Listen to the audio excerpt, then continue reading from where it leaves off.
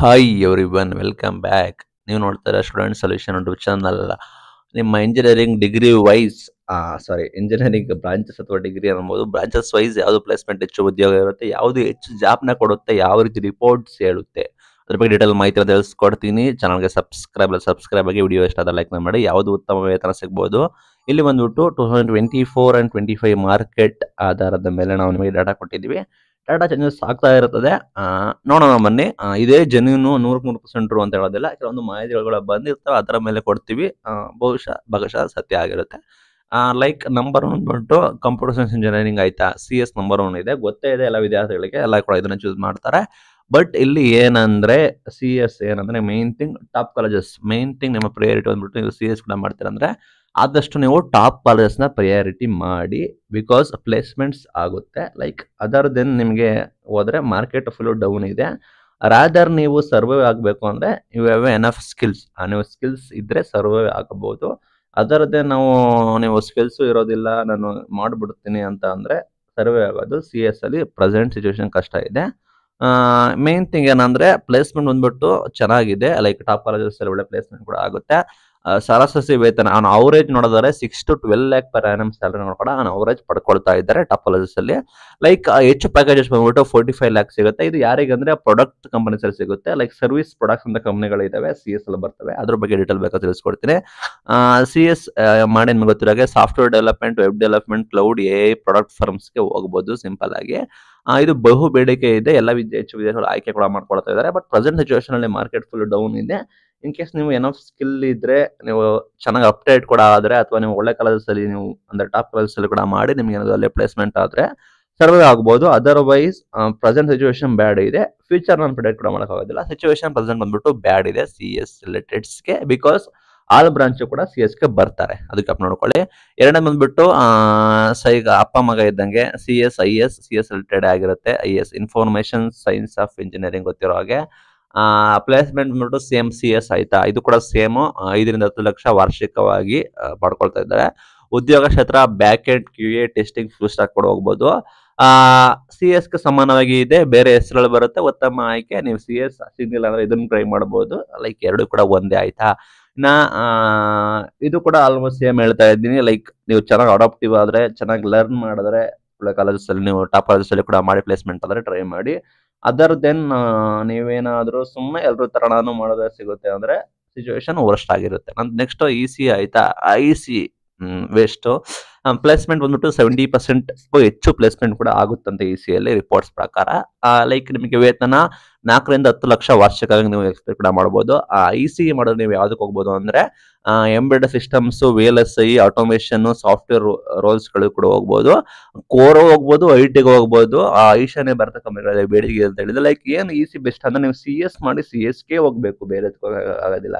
EC ಮಾಡಿ ನೀವು core embedded systems, ನಿಮ್ ಕೋರ್ ರಿಲೇಟೆಡ್ ಕೂಡ ಹೋಗ್ಬೋದು. ನೀವು IT ಕೂಡ ಟ್ರೈ ಕೂಡ ಮಾಡ್ಬೋದು. ನಿಮಗೆ ಈ ರೀತಿ ಆಪರ್ಚುನಿಟೀಸ್ ಕೂಡ ಇರುತ್ತೆ. ಲೈಕ್ ಈ ಆಪರ್ಚುನಿಟೀಸ್ ಇರೋ ಕಾರಣನೇ ವಿದ್ಯಾರ್ಥಿಗಳು ಎಲ್ಲ ಕೂಡ CS ರಿಲೇಟೆಡ್ ಕೂಡ ಬರ್ತಾ ಇದ್ದಾರೆ. ಅವರು ಆಪ್ಷನ್ಸ್ ಇದೆ, ಕೋರ್ಸ್ ಮುಖಾಂತರ ಹೋಗ್ತಾರೆ, ಪ್ಲೇಸ್ಮೆಂಟ್ ಟ್ರೈ ಮಾಡ್ತಾರೆ, ಕೋಡಿಂಗ್ ಕೂಡ ಕಲಿತಾರೆ, ಏನಾದ್ರು ಮಾಡ್ಕೊಂಡು ಹೋಗ್ತಾರೆ. ಆ ರೀತಿ ಆಗಿದೆ.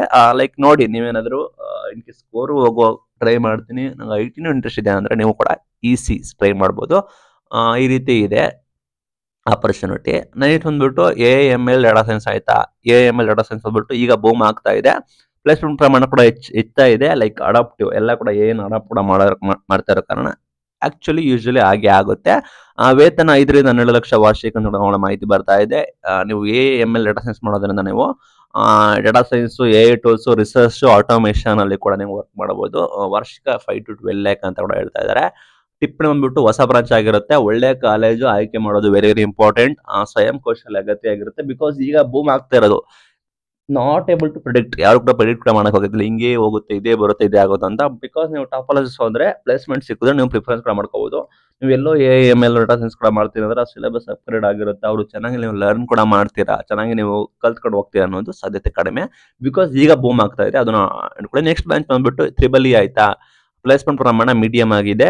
ವರ್ಷಕ್ಕೆ 3 ರಿಂದ 6 ಲಕ್ಷ ಅವರೇಜ್ ನಿಮಗೆ ವೇತನ ಪಡ್ಕೊಳ್ತಾರೆ. ನೀವು ಈ EEE ಮಾಡಿದ್ರೆ power plant, core industry, public ಸೆಕ್ಟರ್ಗಳು ಲೈಕ್ BHEL, NPTC ಕೂಡ ಮಾಡಬಹುದು. ಕೇಸ್ ನೀವು ಗೌರ್ಮೆಂಟ್ ಎಕ್ಸಾಮ್ ಸಿಸ್ಟಮ್ ನನಗೆ ಓದ್ಕೊಂಡು ಮಾಡ್ತೀನಿ ಅಂದ್ರೆ ನೀವು ಕೂಡ ಈ EEE ನೀವು ಚೂಸ್ ಕೂಡ ಮಾಡಬಹುದು.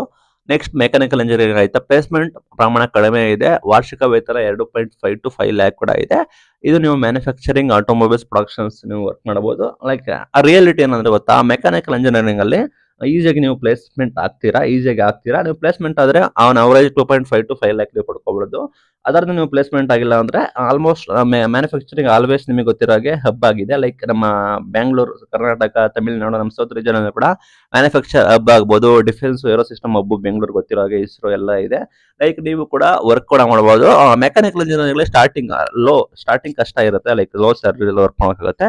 ಹೋಗ್ತಾ ಹೋಗ್ತಾ ನಿಮಗೆ ಆಗುತ್ತೆ. ಲೈಕ್ ನೀವು ಇನ್ ಕೇಸ್ ಏನಾದ್ರು ಚೂಸ್ ಮಾಡಿದ್ರೆ ನೀವು ಆರಾಮಾಗಿ ಜಾಬ್ನ ಪಡ್ಕೊಳ್ಬಹುದು. ನೀವು ಗ್ರೋತ್ ಬಂದ್ಬಿಟ್ಟು ಸ್ವಲ್ಪ ಸ್ಲೋ ಇರುತ್ತೆ ಅಷ್ಟೇ. ಆದ್ರೆ ಎಲ್ಲರೂ ಕೂಡ ಜಾಬ್ನ ಪಡ್ಕೊಳ್ಬಹುದು. ಏಕೈಕ ಬ್ರಾಂಚ್ ಇದೆ ಮೆಕ್ಯಾನಿಕಲ್. ಈಸಿಯಾಗಿ ನೀವು ಜಾಬ್ನ ಪಡ್ಕೊಳ್ಬಹುದು ಅಂತ ಇದ್ರೆ ಅದು ಮೆಕ್ಯಾನಿಕಲ್ ಆಯ್ತಾ. ಮ್ಯಾನುಫ್ಯಾಕ್ಚರಿಂಗ್ ಆಟೋಮೊಬೈಲ್ ಪ್ರೊಡಕ್ಷನ್ ಇಷ್ಟ ಆಗಿರೋ ನೀವು ಕೂಡ ಟ್ರೈ ಕೂಡ ಮಾಡಬಹುದು ಮೆಕ್ಯಾನಿಕಲ್. ನೆಕ್ಸ್ಟ್ ಬಂದ್ಬಿಟ್ಟು ಸಿವಿಲ್ ಆಯ್ತಾ, ಪ್ಲೇಸ್ಮೆಂಟ್ ಪ್ರಮಾಣ ಕಡಿಮೆ ಇದೆ ಅಂತ ಮಾಹಿತಿಗಳು ಬರ್ತಾ ಇದೆ. ವೇತನ 2 ರಿಂದ 4 ಲಕ್ಷ ವರ್ಷಕ್ಕೆ ಬರ್ತಾ ಇದೆ. ಉದ್ಯೋಗ ಕ್ಷೇತ್ರ ಬಂದ್ಬಿಟ್ಟು construction, government project, real estate ಅಲ್ಲಿ ವರ್ಕ್ ಮಾಡ್ತಾ ಇದೆ ಕೂಡ ಮಾಡಬಹುದು. ಸ್ವಲ್ಪ ಪ್ಲೇಸ್ಮೆಂಟ್ ಕೂಡ ಕಡಿಮೆ ಇದೆ. ಪಬ್ಲಿಕ್ ವರ್ಕ್ಸ್ ಅಥವಾ ಗೇಟ್ ನಲ್ಲಿ ಉತ್ತಮ ಅವಕಾಶ ಕೂಡ ಇದೆ. ಯಾವ ಬ್ರಾಂಚು ಚಿಕ್ಕದು, ಯಾವ ಬ್ರಾಂಚು ದೊಡ್ಡದು ಅಂತ ಅಲ್ಲ. ಲೈಕ್ ನಿಮಗೆ ಎನಫ್ ಸ್ಕಿಲ್ಸ್ ಇಲ್ಲ ಅಂದ್ರೆ ಎಲ್ಲಾ ಬ್ರಾಂಚು ವರ್ಸ್ಟ್ ಆಗಿರುತ್ತೆ. ನೀವು ಇನ್ ಕೇಸ್ CS, AS ಕೂಡ ಮಾಡಿ ನೀವು ಟಾಪ್ ಕಾಲೇಜಸ್ ಕೂಡ ಮಾಡಿದ್ರು ಕೂಡ ನೀವು ಸಮ್ ವಿದ್ಯಾರ್ಥಿಗಳು ಪ್ಲೇಸ್ ಆಗೋದಿಲ್ಲ. ಬಿಕಾಸ್ ಎನಫ್ ಸ್ಕಿಲ್ಸ್ ಇರೋದಿಲ್ಲ. Skills is very important. Branches ಕೂಡ ಮ್ಯಾಟರ್ ಆಗೋದು ಅಂತ ಹೇಳಕ್ ಇಷ್ಟಪಡ್ತೀನಿ. ಎಷ್ಟೋ ಜನ ಸಿವಿಲ್, ಮೆಕ್ಯಾನಿಕಲ್ ಮಾಡಿ ಈಗಲೂ ಕೂಡ IT ಕಂಪ್ನಿಲಿ ವರ್ಕ್ ಮಾಡೋರು ಇದ್ದಾರೆ. ಯಾಕಿದ್ದಾರೆ? ನಾಲೆಜ್ ಇದೆ, ಸ್ಕಿಲ್ ಇದೆ, ಅಡಾಪ್ಟಿವ್ ಆಗಿರ್ತಾರೆ, ಕಲ್ತ್ಕೊಂಡು ಮಾಡ್ತಾರೆ. ಎಷ್ಟೋ ಜನ CS, IC ಮಾಡಿ ಕೂಡ ಮನೇಲಿ ಇರ್ತಾರೆ. ಯಾಕೆ? ಅವ್ರಿಗೆ ಎನಫ್ ಸ್ಕಿಲ್ ಇರೋದಿಲ್ಲ ಆ ನಿಟ್ಟಲ್ಲಿ. ನೆಕ್ಸ್ಟ್ ಬಂದ್ಬಿಟ್ಟು ಕೆಮಿಕಲ್, ಬಯೋಟೆಕ್, ಏರೋನಾಟಿಕಲ್ ಆಯ್ತಾ, ಇದು ಪ್ಲೇಸ್ಮೆಂಟ್ ಕಡಿಮೆ ಆಗಿರುತ್ತೆ. ನೀವು ಇನ್ ಕೇಸ್ ನಿಮಗೆ ಶಾಖೆ ಅವಶ್ಯಕತೆ ಇದ್ರೆ ಮಾತ್ರ ಆಯ್ಕೆ ಮಾಡಿ. ಲೈಕ್ ನಿಮ್ಮ ಬ್ರಾಂಚಸ್ ನಿಮಗೆ ನೀಡಿದ್ರೆ ಮಾತ್ರ ಕೆಮಿಕಲ್, ಬಯೋಟೆಕ್, ಏರೋನಾಟಿಕಲ್ ನೀವು ರಿಯಲಿ ಇಂಟ್ರೆಸ್ಟ್ ಇದ್ರೆ ಮಾತ್ರ ಚೂಸ್ ಕೂಡ ಮಾಡಿ. 3 ರಿಂದ 6 ಲಕ್ಷ annum ಸ್ಯಾಲರಿ ಸಿಗುತ್ತೆ. ರಿಸರ್ಚ್, ಫಾರ್ಮಾ, DRDO, HLA ಕೂಡ ವರ್ಕ್ ಮಾಡಬಹುದು. ಲೈಕ್ ನೀವು ಒಳ್ಳೆ ಕಾಲೇಜ್ ಕೂಡ ಮಾಡಿದ್ರೆ ಪ್ರಿಫರೆನ್ಸ್ ಕೂಡ ಮಾಡ್ಕೊಳ್ಳಿ. ಯಾವ್ದಾವ್ದು ಕಾಲೇಜಲ್ಲಿ ಕೂಡ ಮಾಡಬೇಡಿ. ಇನ್ ಕೇಸ್ ನೀವು ಇದರಲ್ಲಿ ಹೈಯರ್ ಸ್ಟಡೀಸ್ ಮಾಡಬೇಕಾಗುತ್ತೆ, ಉದ್ದೇಶವಿದ್ರೆ ಮಾತ್ರ ಮಾಡಿ. ನೀವು ಹೈಯರ್ ಸ್ಟಡೀಸ್ ಮಾಡಕ್ ಆಗೋದಿಲ್ಲ ನನಗೆ ಅಂತ ಹೇಳಿದ್ರೆ ಈ ಬ್ರಾಂಚಸ್ಗಳನ್ನ ದಯವಿಟ್ಟು ಚೂಸ್ ಕೂಡ ಮಾಡಬೇಡಿ ಅಂತ ಇಷ್ಟಪಡ್ತೀನಿ. ಸಾರಾಂಶ: ಒಳ್ಳೆ placement CS, IS, END, AML data science, EEE ಆಯ್ತಾ, ಇದು ಒಂದು ಟಾಪ್ 5 ಅಲ್ಲಿ ಕೂಡ ಬರುತ್ತೆ.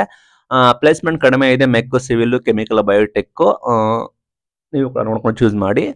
ಸರ್ವೈವ್ ಅಂತೂ ಆರಾಮಾಗಿ ಆಗ್ಬಹುದು ಬ್ರಾಂಚಸ್ಗಳಲ್ಲಿ. ಇನ್ನು ಏರೋಸ್ಪೇಸ್ ಬಂದ್ಬಿಟ್ಟು ಟಾಪ್ ರ್ಯಾಂಕ್ಗಳು, ಟಾಪ್ ಕಾಲೇಜ್ ಇದೆ ಕೂಡ ನೀವು ಚೂಸ್ ಕೂಡ ಮಾಡಿ. ಲೈಕ್ ಏನಾಗುತ್ತೆ ಅಂದ್ರೆ ಪ್ಲೇಸ್ಮೆಂಟ್ ಬಂದ್ಬಿಟ್ಟು ಎಲ್ಲಿ ಸ್ಟ್ರಾಂಗ್ ಇದೆ ಅದ್ರ ಮೇಲೆ ನೀವು ಚೂಸ್ ಕೂಡ ಮಾಡ್ಕೊಳ್ಳಿ. ಲೈಕ್ ನೀವು CS, CC ಕೂಡ ಮಾಡ್ತಾ ಇದ್ದೀರಾ ಅಂದ್ರೆ like RV, BMS, MSR, IT, PSI, NI, NMIT ಕೂಡ ಚೂಸ್ ಮಾಡಿ.